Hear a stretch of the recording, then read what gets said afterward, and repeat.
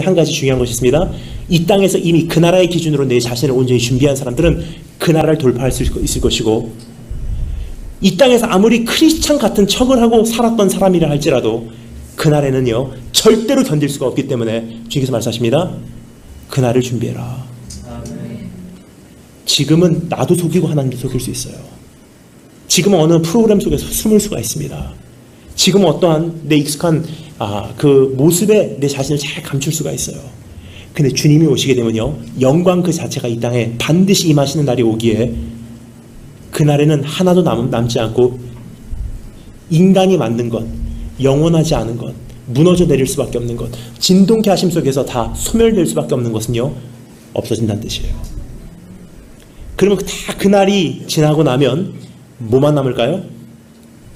하나님 나라에 속한, 거기에 합당한 영원한 것으로 재건한 그 사람들만이 거기에 남을 것이라는 뜻입니다.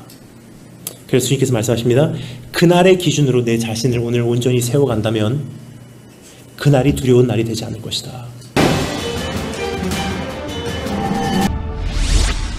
떠나는 곳의 현실, 그리고 이르는 곳의 조건, 그리고 마지막 세 번째로 우리가 출입국 준비를 한번 구체적으로 생각해 보도록 하겠습니다.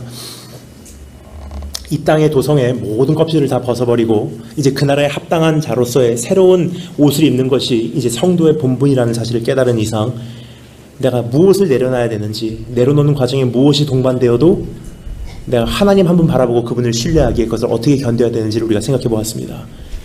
그리고 그 나라에 가면 내가 어떠한 모습으로 살아야 하기에 그 현실을 이미 누리기 위해서 내가 어떻게 내 자신을 이제는 준비해 나가야 되나를 우리가 점검해 보았습니다. 마지막 세 번째로, 그러면요 이제 80, 50 길고 짧은 인생이 될 수 있지만 그 인생 가운데 내가 이제 정말 그 나라에 들어갈 수 있는 입국을 위한 준비를, 입국 조치를 내가 어떻게 취해야 하는지 오늘 이 말씀을 통해서 마지막 세 번째로 우리가 짧게 살펴보도록 하겠습니다. 첫 번째, 따라해주셔서 감사하겠습니다. 그분을 거절 마라.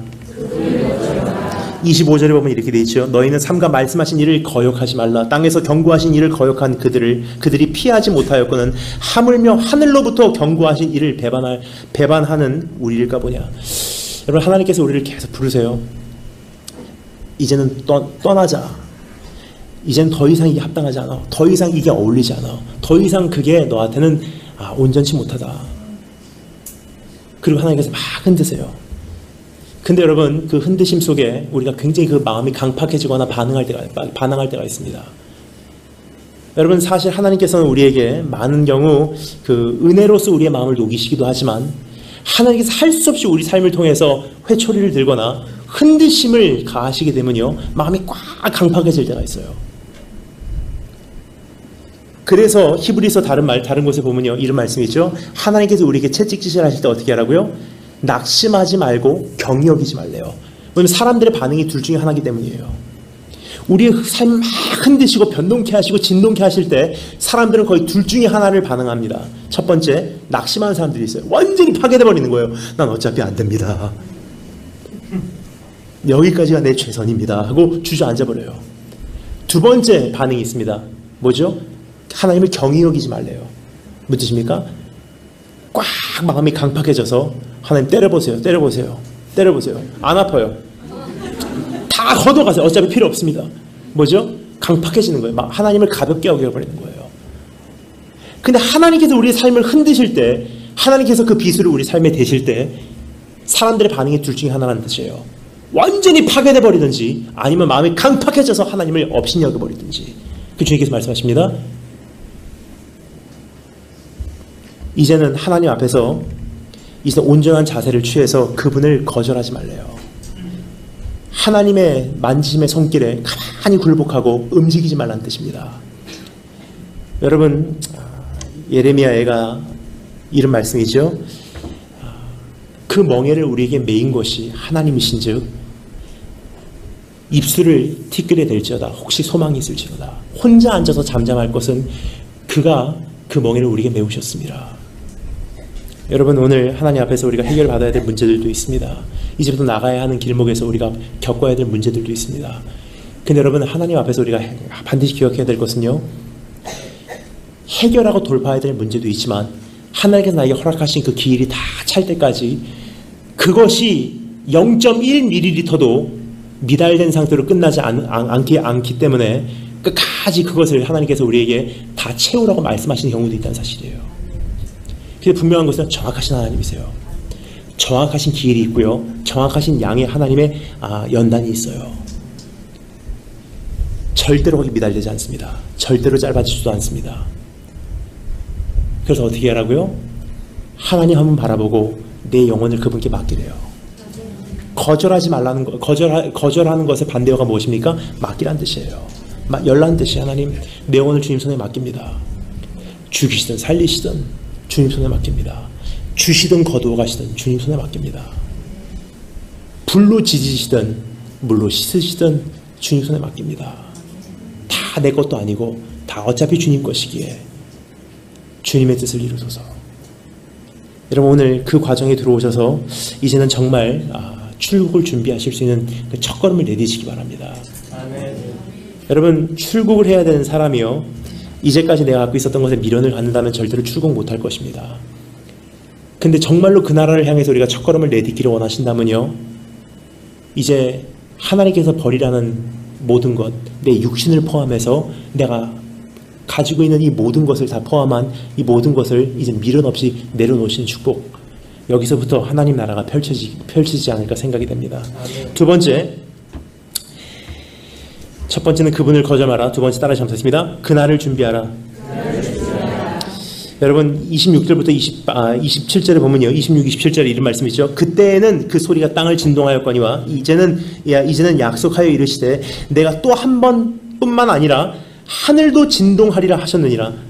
이 또 한 번이라 하시면 진동하지 아니하는 것을 영존하게 하기 위하여 진동할 것들, 곧 만드신 것들이 변동될 것을 나타내심이라. 무슨 뜻입니까?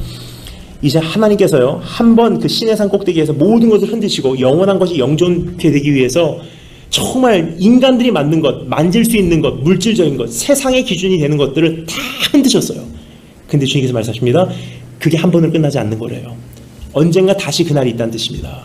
그날에는요, 하나님의 영광이 온 땅을 덮을 때 이 땅이 진동하기 시작하는데, 여러분 이 땅이 불덩어리 같이 바뀐다고 성경은 기록하고 있습니다. 주님 오실 때 어떻게 오신다고 성경은 기록하고 있죠?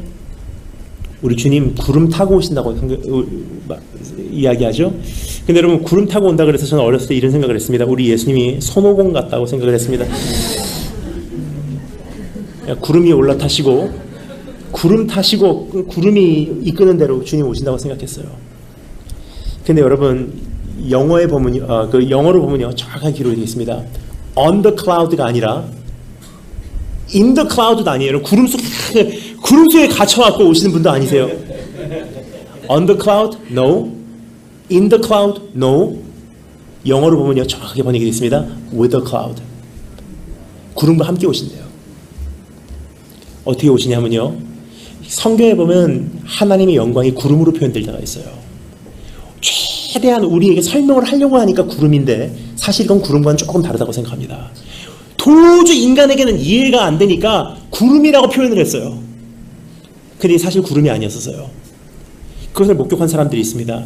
이스라엘 민족이 애굽에서 탈출해서 광야를 돌파하고 예루살렘을 향해서 갈 때 그 광야에서 하나님의 영광이 이스라엘 민족을 이끄시는데 어떻게 이끄셨다고요? 낮에는 구름기둥, 밤에는 불기둥. 여러분 어떻게 생각하십니까? 낮에는 구름기둥으로 확 계시다가 딱 해가 지기 시작하니까 구름기둥이 확 하늘로 올라가고 갑자기 불기둥으로 내려왔을까요? 아니에요. 이런 마그마, 용암을 보면요 한눈에 알 수 있습니다. 낮에 보면요 그냥 진흙이에요. 근데 밤이 돼서 어두워지면요 그 진흙과 같은 것이 빨갛게 가열이 되면서 끓어오르기 시작해요. 낮에 보니까 그 구름이 구름이에요. 근데 밤에는요 그 안에 천둥 소리가 있고 그 안에는 불기둥과 같은 그러한 모습이 있었다는 것입니다. 그게 뭐죠? 하나님의 영광이에요. 그럼 우리 주님 이 땅에 오실 때 어떻게 오신다고요? 주님이 구름과 함께 오시는데요, 예수님이 이 땅에 내려오시는 순간 막 구름이 일어나는 거예요. 막 구름이 일어나니까 어떻게 되죠? 천둥 소리, 번개 소리, 혼돈함, 진동케함, 신에서 한 사건이 그대로 재현된다는 뜻이에요. 왜 그렇습니까? 하늘의 것이 이 땅에 내려오니까 마찰이 생길 수밖에 없다는 뜻이에요. 그런데 한 가지 중요한 것이 있습니다. 이 땅에서 이미 그 나라의 기준으로 내 자신을 온전히 준비한 사람들은 그 나라를 돌파할 수 있을 것이고, 이 땅에서 아무리 크리스찬 같은 척을 하고 살았던 사람이라 할지라도 그날에는요 절대로 견딜 수가 없기 때문에 주님께서 말씀하십니다. 그날을 준비해라. 지금은 나도 속이고 하나님도 속일 수 있어요. 지금은 어느 프로그램 속에서 숨을 수가 있습니다. 지금은 어떠한 내 익숙한 그 모습에 내 자신을 잘 감출 수가 있어요. 근데 주님이 오시게 되면요 영광 그 자체가 이 땅에 반드시 임하시는 날이 오기에, 그날에는 하나도 남지 않고 인간이 만든 것, 영원하지 않은 것, 무너져 내릴 수밖에 없는 것, 진동케 하심 속에서 다 소멸될 수밖에 없는 것은요 없어진다는 뜻이에요. 그러면 다 그날이 지나고 나면 뭐만 남을까요? 하나님 나라에 속한, 거기에 합당한 영원한 것으로 재건한 그 사람들만이 거기에 남을 것이라는 뜻입니다. 그래서 주님께서 말씀하십니다. 그날의 기준으로 내 자신을 오늘 온전히 세워간다면 그날이 두려운 날이 되지 않을 것이다. 마지막 세 번째, 따라서 감사하겠습니다. 그분을 예배하라. 29절에 보면 이렇게 돼 있죠. 28절에 보면 이렇게 돼 있죠. 그러므로 우리가 흔들리지 않은 나라를 받았은즉 은혜를 받자. 이제 이로 말미암아 경건함과 두려움으로 하나님을 기쁘시게 섬길지니. 우리 말로는 이렇게 돼 있죠. 그러므로 우리가 흔들리지 않은 나라를 받았은즉 은혜를 받자. 좀 번역이 잘못됐어요. 근데 영어로 보면요 정확하게 번역합니다. Therefore let us be grateful for receiving a kingdom that cannot be shaken. 무슨 뜻입니까? 흔들리지 않는 나라를 받은 것 때문에 이제는 감사하래요. 오늘 여기서 보면요 예배의 두 가지 요소가 소개되어지고 있습니다. 이제 우리가 그 나라를 받은 사람으로서, 그 나라를 향한 사람으로서, 그 나라를 향해서 이 땅에서 부름을 받고 그 나라를 향해서 달려갈 수 있는 존재로 살아가기 때문에 주님께서 우리에게 요구하시는 두 가지 예배 모습.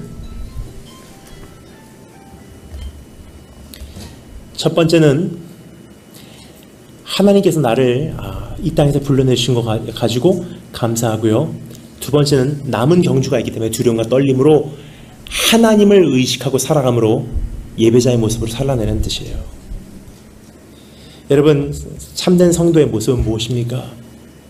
그냥 교회 온다고 성도가 아닙니다. 그냥 교회 다니고 어디 예배 참석한다고 구원받았다는 게 아니에요. 그냥 안내받고 들어와서 내 이름 쓰고 주소 쓰고 연락처 쓰고 새가족 파티에서 우리가 하나님 나라 간다는 것이 아닙니다. 교회라는 것은 하나님 나라 들어가기 위한 그냥 쉽게 열리고 닫히는 관문이 아니에요. 교회라는 것은요 참된 성도들을 만들어내는 하나님께서 우리에게 주신 현장입니다. 사실 이 얘기를 교회에서 안 듣고서 어디서 듣겠습니까? 교회라는 터 위에 이런 말씀이 선포될 때 다시 한번 이제까지 그냥 교인 생활을 했다 할지라도 다시 한번 내 인생을 점검할 것입니다. 그래서 이 교회라는 디딤돌을 들고서 이제 하나님 나라에 합장한 자로서 내 자신을 만들어갈 것입니다. 여러분, 오늘 하나님 앞에서 내가 어떤 은혜를 받았는지 다시 한번 생각하시고, 오늘 교인이라는 어떤 껍데기만 가지고 사는 것이 아니라 정말 그 나라에 합당한 자로서 오늘 그 나라를 준비하신 여러분 되시길 주님을 축원합니다.